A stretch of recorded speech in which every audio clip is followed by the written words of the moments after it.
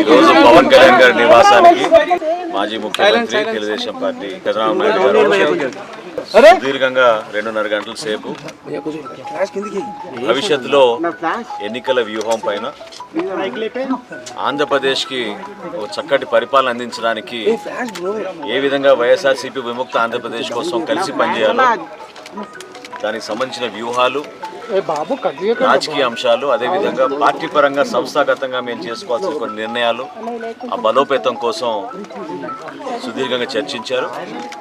తప్పకుండా ఆంధ్రప్రదేశ్ ప్రజలకి మంచి భవిష్యత్తు ఉండే విధంగా ఈ చర్చలు చాలా సంతోషకరంగా జరిగినాయి.